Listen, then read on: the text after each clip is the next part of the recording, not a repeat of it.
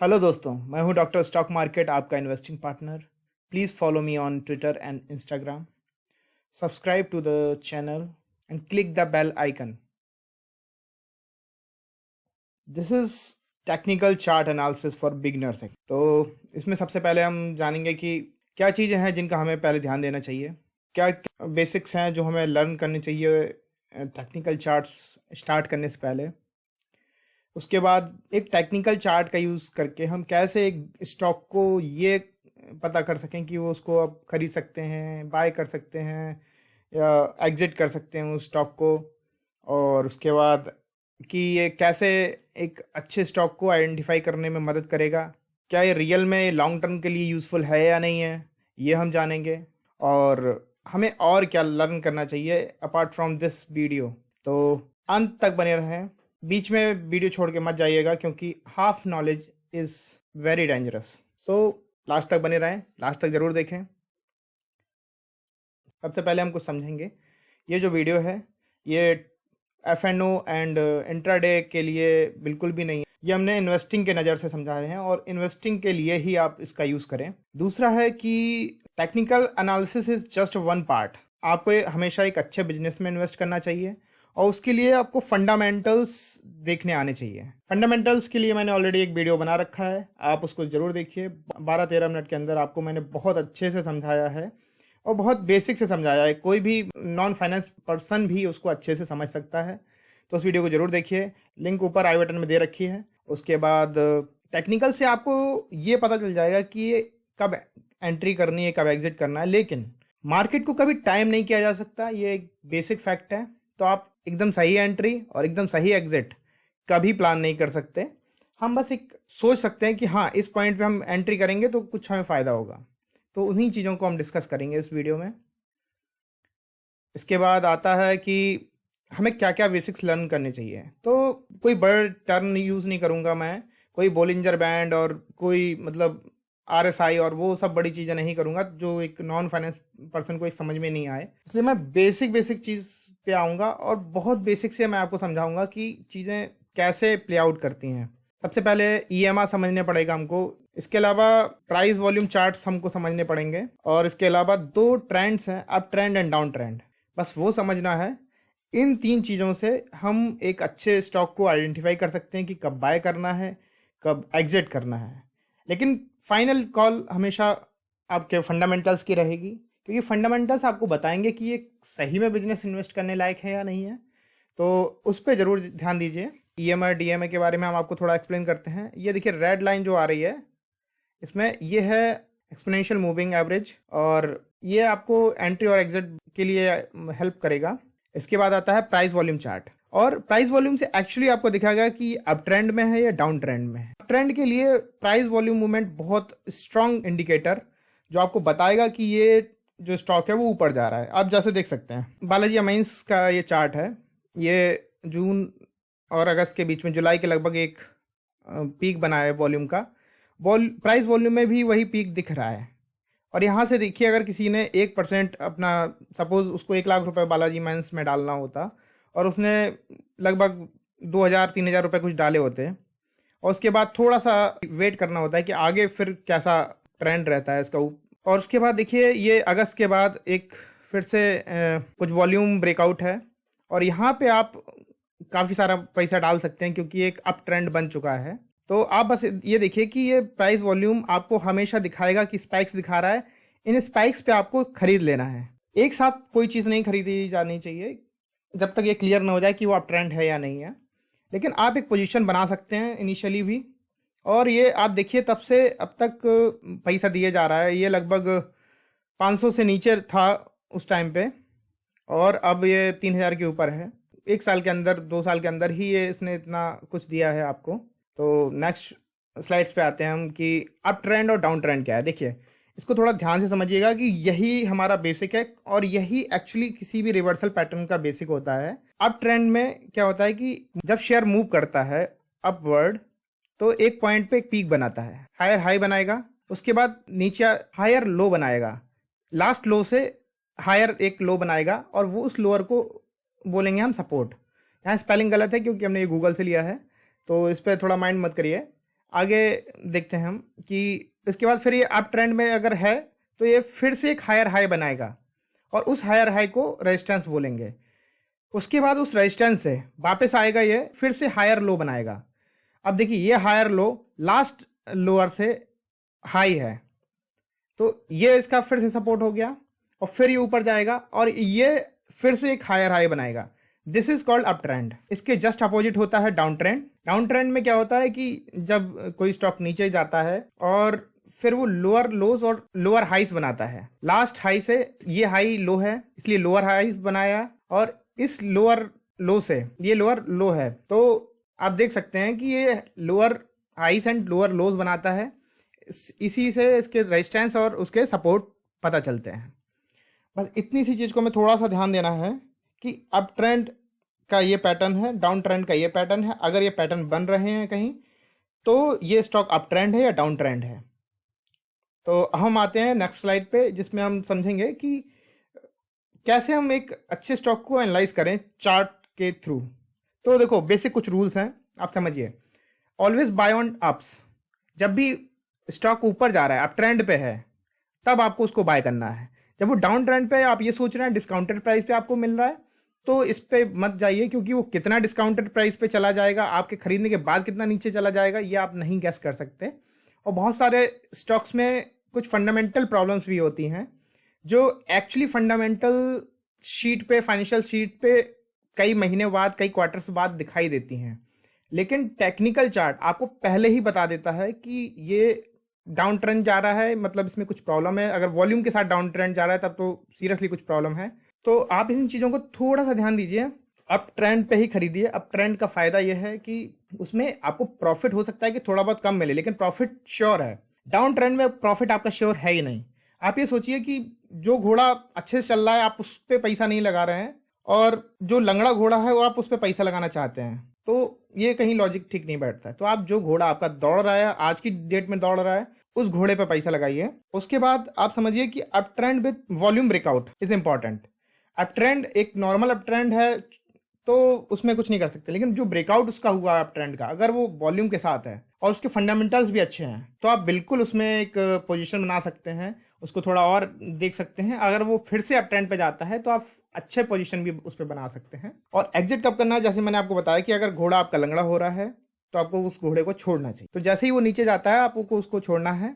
ये बिल्कुल भी मत करना है कि ये घोड़ा लंगड़ा है, ये कभी ना कभी एक दिन चलेगा। ऐसा क्यों करना है हमको, जब बहुत सारे घोड़े हैं जो दौड़ सकते हैं, जो बहुत सारे स्टॉक्स हैं जो अप ट्रेंड पे हैं, हम उन पे नहीं लगा के हम बाय कर रहे हैं डिप्स पे। It is not good. तो एक रिटेल इन्वेस्टर के लिए सबसे बड़ी चीज है कि अपनी कैपिटल, अपनी पूंजी को बचा के रखना और जो लॉसेस हैं उनको मिनिमाइज करना। और फंडामेंटली रॉन्ग स्टॉक को बिल्कुल मत लीजिए। आप ₹1 का भी मिल रहा है तो भी मत लीजिए। टेक्निकल चार्ट्स में अगर आपको कोई स्टॉक पसंद आता है तो उसके फंडामेंटल्स बिल्कुल देखिए।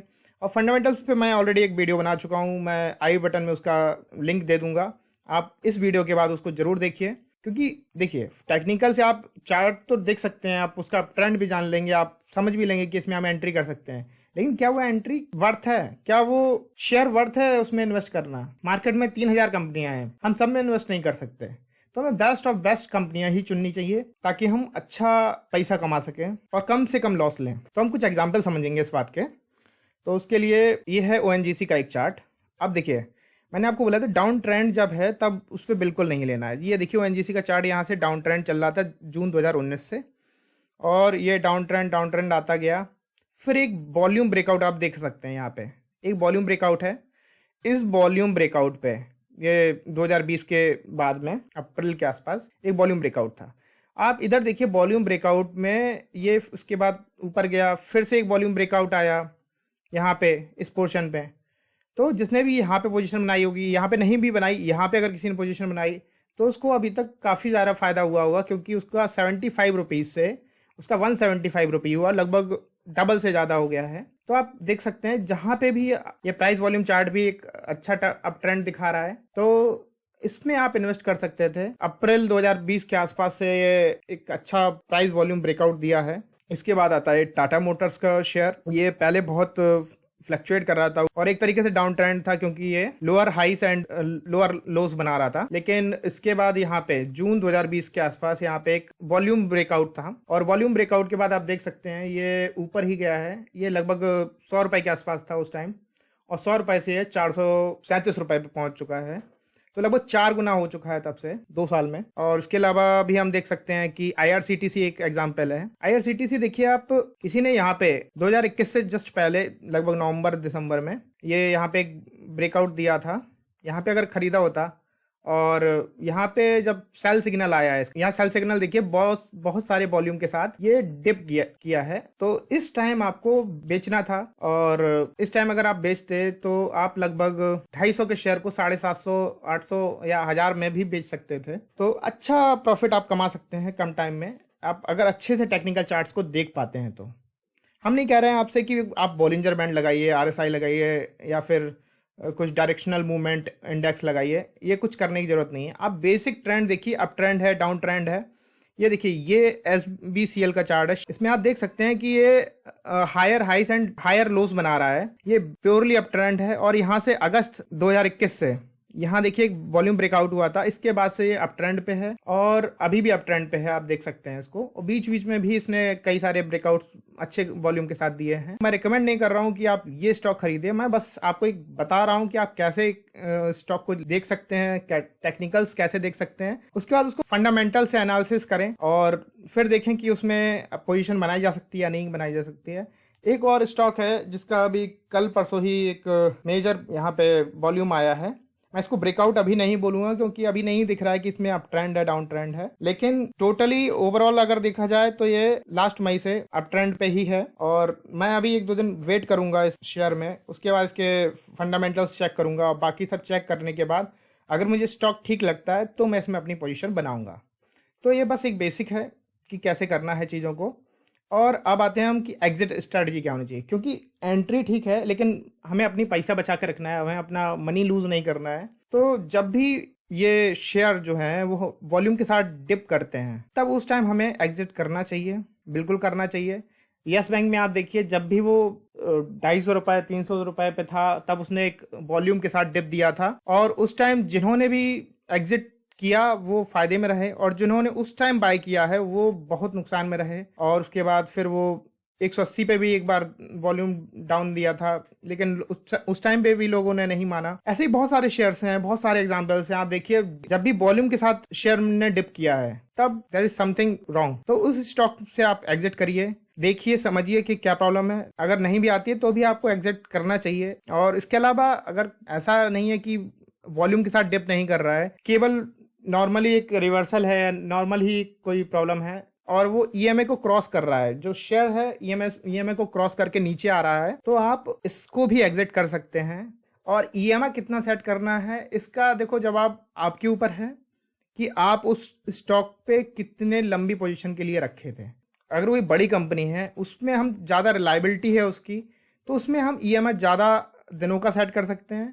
और जो कंपनी बहुत छोटी है, जो बहुत अनरिलायबल कंपनी है, उनमें EMA बहुत छोटा भी रख सकते हैं, 9 दिन का भी रख सकते हैं, 21 दिन का भी रख सकते हैं, ताकि जैसे ही उसमें कुछ गड़बड़ हो तो हम उससे बाहर निकल आएं, और हम मनी लूज ना करें, कुछ प्रॉफिट में ही निकलें। और ये एग्जिट में कभी ये मत सोचना कि हम लॉस में हैं, अब निकलना है, क्योंकि आप उस पैसे को कहीं और लगा के प्रॉफिट कमा सकते हैं। तो जो गिरती हुई कंपनी में, फॉलिंग नाइफ में आप मत फंसे रहिए। जब भी वो वॉल्यूम के साथ डिप कर रहा है, या फिर नॉर्मली भी आपने रिवर्सल आ गया है, आपको दिख रहा है डाउन ट्रेंड है, तो आप बिल्कुल निकल जाइए। EMA क्रॉस कर रहा है तो निकल जाइए। तो हम कुछ एग्जाम्पल समझते हैं कि जैसे ये TB18 का चार्ट है, अभी 1-2 दिन पहले ही इसमें देखिए कि बाकी सब बढ़िया था, अब तक ये अप ट्रेंड में भी था, वॉल्यूम ब्रेकआउट्स भी अच्छे थे इसमें, और एकदम से 1-2 दिन पहले ही इसमें हाई वॉल्यूम के साथ प्राइस डिप हुआ है। अभी इस टाइम कोई खरीदेगा तो ये बहुत गलत होगा, एक तरीके से फंडामेंटली ही रॉन्ग है ये, क्योंकि कोई चीज़ गिर रही है, कोई रीज़न है। हो सकता है कि अभी कोई न्यूज़ ना आए, हो सकता है 2 दिन बाद भी न्यूज़ ना आए, लेकिन कुछ तो गड़बड़ है। जो कुछ इंटरनल ट्रेडर्स होंगे जिनको पता होगा, कंपनी में काम करने वाले लोग होंगे उनको पता होगा, और भी बहुत से लोग हो सकते हैं जो इनको पता हो ये इसके बारे में कोई न्यूज़, ठीक है, जो आपको नहीं पता। तो उस टाइम आप इससे एग्जिट करिए। बिल्कुल एग्जिट करिए, बिल्कुल मत सोचिए। और इसमें आप एक चीज़ और देख सकते हैं, इसका ईएमआई भी क्रॉस करके प्राइस आ चुका है। ये सॉरी, ये प्राइस है और ये ईएमआई की लाइन है, इसको भी क्रॉस करके नीचे आ गया है। तो इस टाइम आपको बिल्कुल इसको एग्जिट करना चाहिए। तो इस टाइप के एंट्री और एग्जिट आपको टेक्निकल चार्ट्स देख के पता चलेंगे। कुछ न्यूज़ होती है, न्यूज़ बाद में आती है, या फिर कभी कभी फंडामेंटल और फाइनेंशियल्स जो हैं वो बाद में उस चीज़ को रिफ्लेक्ट करते हैं, कोई प्रॉब्लम्स को रिफ्लेक्ट करते हैं।